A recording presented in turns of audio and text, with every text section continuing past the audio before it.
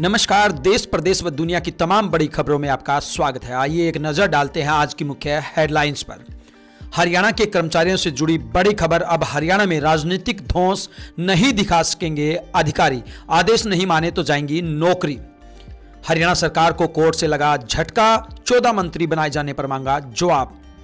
हरियाणा विधानसभा के शीतकालीन सत्र की डेट फाइनल, हंगामेदार होने की आशंका। पेट में इन्फेक्शन होने से हरियाणा में पूर्व विधायक का निधन। वहीं किसानों और सरकार के बीच नहीं थम रहा विवाद। किसान नेता बोले, सरकार अपनी नाकामी हम पर थोप रही। अनिल विज का बड़ा बयान, बोले मेरी हत्या की साजिश रची गई, हम बताएंगे क्या है पूरा मामला। पूर्व मंत्री का हुड्डा पर निशाना, बोले भूपेंद्र हुड्डा पुत्र मोह में बने धृतराष्ट्र, कांग्रेस के लिए बने नासुर।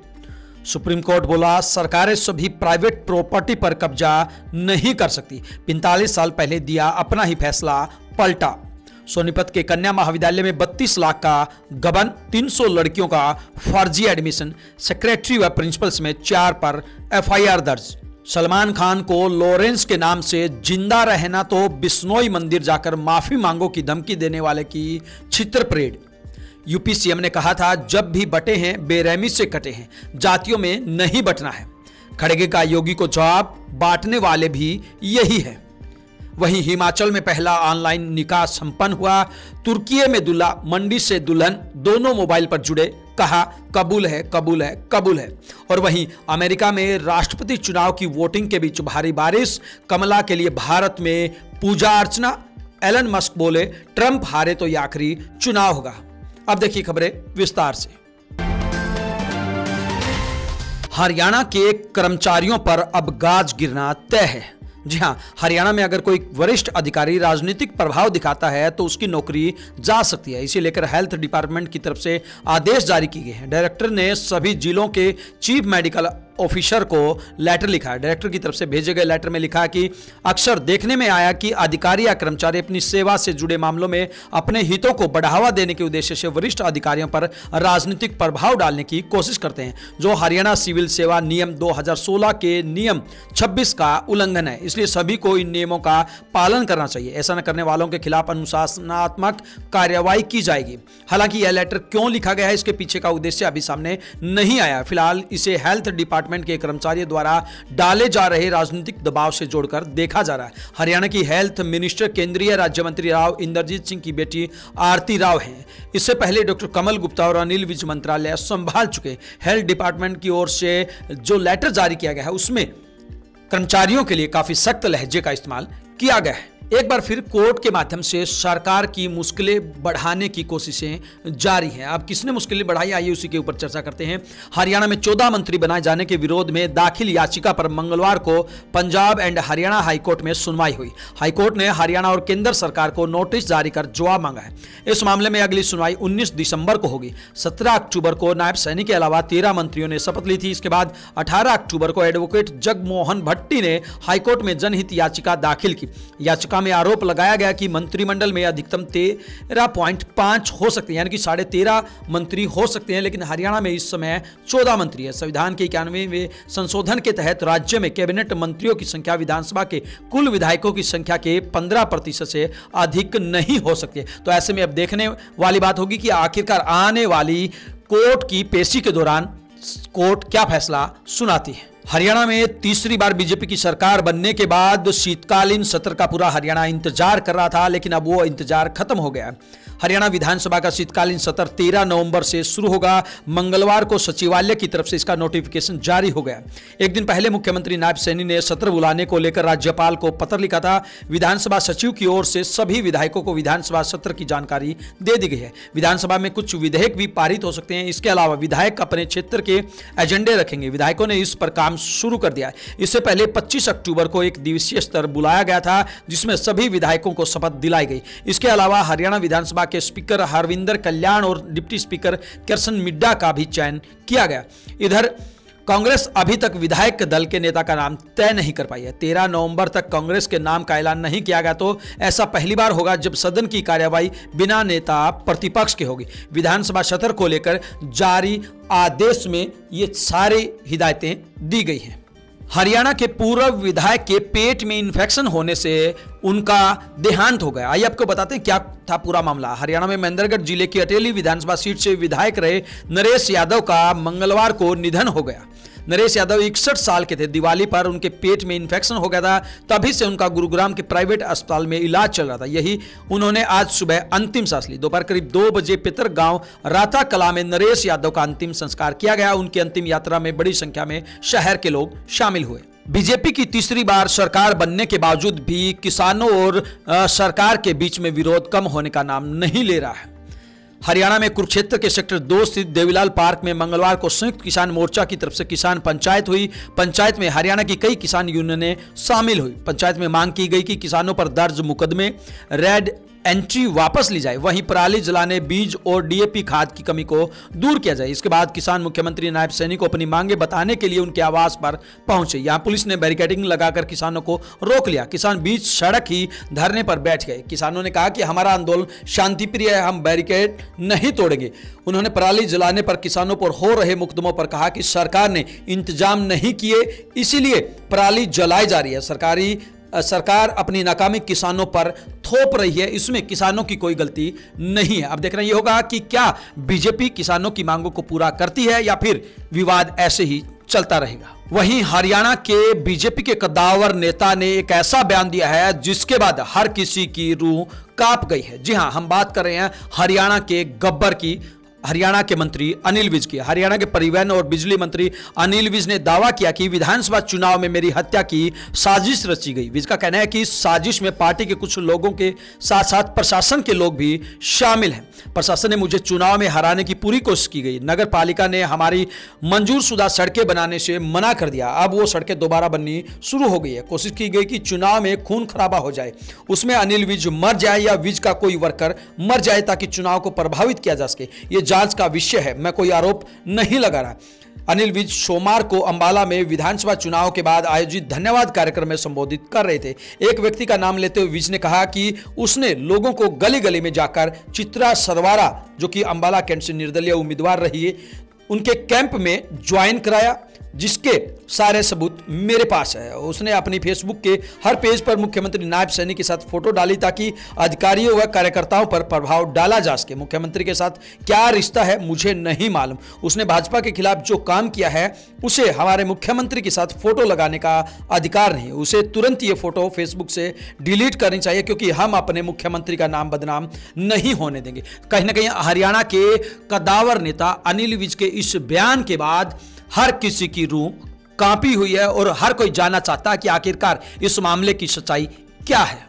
हरियाणा के पूर्व मुख्यमंत्री भूपेंद्र सिंह हुड्डा पर लगातार हमले हो रहे हैं। इसी बीच रोहतक के दिल्ली रोड स्थित कैंप कार्यालय में भारतीय जनता पार्टी के वरिष्ठ नेता और पूर्व सहकारिता मंत्री मनीष कुमार ग्रोवर ने पूर्व मुख्यमंत्री भूपेंद्र सिंह हुड्डा पर निशाना साधा। उन्होंने कहा कि भूपेंद्र सिंह हुड्डा को धृतराष्ट्र तक बता दिया। उन्होंने कहा कि हुड्डा ने पुत्र मुंह में धृतराष्ट्र बनकर काम किया है, वे कांग्रेस के लिए नासूर बन गए। लगातार 3 चुनाव से हुड्डा हरियाणा में कांग्रेस की वापसी के दावे करते आ रहे हैं, लेकिन हरियाणा की जनता ने कांग्रेस की दमनकारी नीति और हुड्डा के शासन के गुंडई भरे दिनों को याद करते हुए उन्हें आईना दिखा दिया। हुड्डा दलितों और पिछड़ों के सबसे बड़े विरोधी बनकर सामने आए। मनीष ग्रोवर ने कहा कि रोहतक विधानसभा के लोगों ने 2019 की तुलना में उन्हें 11,000 ज्यादा वोट दिए हैं। रोहतक विधानसभा के प्रत्येक मतदाता का दिल की गहराई से आभार व्यक्त करता हूं। हर वर्ग ने दिल खोलकर साथ दिया और अगले 5 साल पहले से ज्यादा ऊर्जा के साथ लोगों के और कार्यकर्ताओं के काम करेंगे। रोहतक विधानसभा की बेहतरी के लिए हर संभव जो काम होगा वह हम जरूर करेंगे। वहीं आइए बात करते हैं सुप्रीम कोर्ट के एक बड़े फैसले की। क्या सरकार आम लोगों की भलाई के लिए निजी संपत्तियों का संविधान के अनुच्छेद 39B के तहत अधिग्रहण कर सकती है? इस मामले पर सुप्रीम कोर्ट की 9 जजों की बेंच ने मंगलवार को 1978 यानी कि 45 साल पहले का अपना ही फैसला पलट दिया। चीफ जस्टिस ऑफ इंडिया की अध्यक्षता वाली 9 जजों की बेंच ने 7:2 के बहुमत वाले फैसले में कहा, हर निजी संपत्ति को सामुदायिक संपत्ति नहीं कह सकते।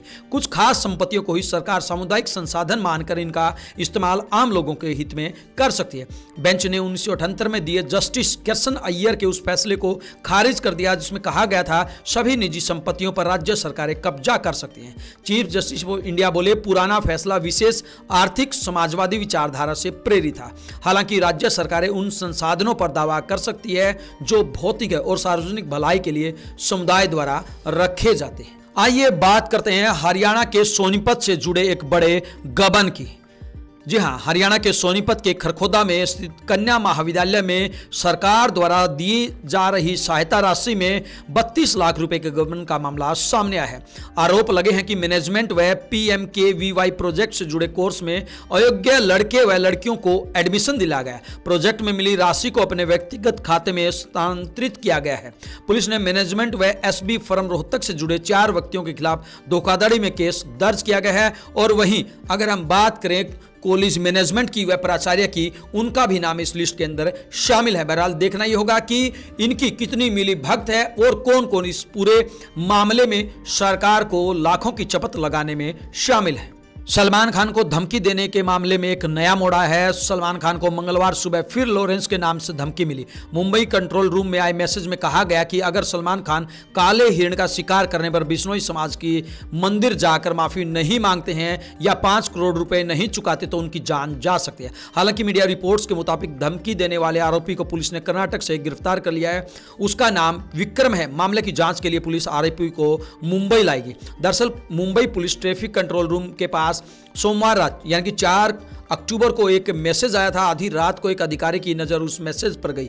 मैसेज में लिखा गया था, अगर सलमान खान जिंदा रहना चाहता है तो उसे हमारे मंदिर जाकर माफी मांगनी पड़ेगी या 5 करोड़ रुपए देने होंगे। हमारी गैंग आज भी एक्टिव है। अब देखना यह होगा कि आखिरकार जो लड़का गिरफ्तार किया गया है वो किसका नाम लेता है और इस पूरे प्रकरण में कौन कौन शामिल है। वहीं अलग अलग राज्यों में होने जा रहे चुनाव को लेकर लगातार आरोप प्रत्यारोप का दौर जारी है। कांग्रेस अध्यक्ष मल्लिकार्जुन खड़गे ने मंगलवार को यूपी सीएम योगी आदित्यनाथ के जब भी हम बटे हैं बेरहमी से कटे हैं वाले बयान पर कहा कि बांटने वाले भी यही लोग हैं। खड़गे ने कहा कि ये बीजेपी RS का एजेंडा है, जब तक आप उनका एजेंडा नहीं तोड़ेंगे वो आपका शोषण करते रहेंगे। झारखंड के कोडरमा की चुनावी सभा में योगी ने कहा, देश का इतिहास गवाह है, जब भी बटे हैं निर्ममता से कटे हैं। दरअसल योगी ने 26 अगस्त को आगरा की एक सभा में कहा था, राष्ट्र से बढ़कर कुछ नहीं, राष्ट्र तभी सशक्त होगा जब हम एक होंगे। बांग्लादेश में देख रहे हैं ना, वो गलतियां यहां नहीं होनी चाहिए। बटेंगे तो कटेंगे, एक रहेंगे, नेक रहेंगे, सुरक्षित रहेंगे और समृद्धि की पराकाष्ठा तक पहुंचेंगे। वहीं इसी पर पलटवार करते हुए कांग्रेस अध्यक्ष मल्लिकार्जुन खड़गे ने कहा कि सब जानते हैं कि आखिरकार ये सब कौन कर रहा है और कौन इसके पीछे राजनीति रच रहा है। आइए बात करते हैं हिमाचल के अंदर हुए अनोखे विवाह की। जी हां, हिमाचल प्रदेश में पहला ऑनलाइन निकाह हुआ। इसमें दूल्हा तुर्की में था और दुल्हन हिमाचल के मंडी में थी। दुल्हन के बीमार दादा की इच्छा पूरी करने के लिए दोनों ने ऑनलाइन शादी की। दरअसल बिलासपुर के रोड़ा सेक्टर 3 के रहने वाले मोहम्मद रफी का बेटा मोहम्मद अदनान तुर्की में प्राइवेट कंपनी में नौकरी करता है। मोहम्मद अदनान ने निकाह के लिए छुट्टी मांगी थी मगर कंपनी प्रबंधन ने छुट्टी नहीं दी। इधर मंडी के डुगराई की मुस्लिम युवती के दादा बीमार पड़े हैं। उनकी इच्छा अपनी आंखों के सामने पोती का निकाह देखने की थी। फिर दोनों परिवारों ने एक दूसरे से बात की और ऑनलाइन शादी का फैसला लिया और आखिरकार दादा की मौजूदगी में, तमाम गवाहों की मौजूदगी में ये निकाह हुआ और जिसमें दूल्हा और दुल्हन ने 3 बार कहा, निकाह कबूल है, कबूल है, कबूल है। वहीं अब बात करते हैं अमेरिका के राष्ट्रपति चुनाव की। भले ही चुनाव अमेरिका में हो लेकिन पूरा हिंदुस्तान प्रार्थना कर रहा है। आखिरकार क्या वजह है, आइए उसी के बारे में चर्चा करते हैं। अमेरिका में 47वें राष्ट्रपति चुनाव के लिए वोटिंग शुरू हो गई है। राष्ट्रपति पद के लिए रिपब्लिकन पार्टी के डोनाल्ड ट्रंप और डेमोक्रेटिक पार्टी की तरफ से भारतवंशी कमला हैरिस मैदान में है। कमला हैरिस फिलहाल अमेरिका की उपराष्ट्रपति है। वहीं ट्रंप 2017 से 2021 तक राष्ट्रपति रह चुके हैं। न्यूयॉर्क टाइम्स के मुताबिक वोटिंग के दौरान 3 बड़े स्विंग स्टेट्स पेंसिल्वेनिया, विस्कॉन्सिन और मिशिगन में बारिश हो रही है। भारतवंशी कमला हैरिस की जीत के लिए दक्षिण भारत में लोग पूजा कर रहे हैं। वहीं चुनाव में ट्रंप का समर्थन कर रहे एलन मस्क ने कहा कि अगर चुनाव में ट्रंप हारते हैं तो यह अमेरिका का आखिरी चुनाव होगा। मस्क ने कहा कि अगर हम ट्रंप को नहीं चुनेंगे तो देश में लोकतांत्रिक सिस्टम खत्म हो जाएगा और सिर्फ एक ही डेमोक्रेटिक पार्टी बचेगी। वहीं ट्रंप ने चुनाव से पहले मिशिगन में अपनी आखिरी रैली को संबोधित किया। उन्होंने कहा, मेरा मुकाबला कमला हैरिस से नहीं बल्कि डेमोक्रेटिक पार्टी के शैतानी सिस्टम से है। ट्रंप ने अपने वोटरों से घरों से निकलने और वोट करने की अपील की है। बहरहाल आप देखना यह होगा कि आखिरकार किसकी जीत होती है? एक बात होता है कि कमला हैरिसन के लिए पूरे भारत में प्रार्थना की जा रही है कि वो इस चुनाव में जीत हासिल करे और अमेरिका की राष्ट्रपति बने। इन तमाम खबरों को लेकर आपकी क्या कुछ प्रतिक्रिया है, आप हमें कमेंट बॉक्स के माध्यम से जरूर बताएं। ब्यूरो रिपोर्ट, बिंदास रहना।